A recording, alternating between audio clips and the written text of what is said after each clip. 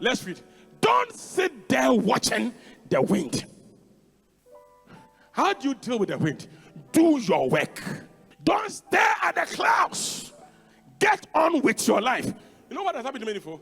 Nyamesi I feed ya me to wait Janya we nyina now say nyamesi be oh twan ye die no. Yen twan ye die we work into our prosperity. Let me tell you something I learned in the Bible. Peter had anointing, but when Jesus Christ was on the cross, he could do nothing with the anointing. He took somebody called Joseph of Arimathea, who had connection in the palace, to speak for the body of Christ to be released. Let me tell you something here.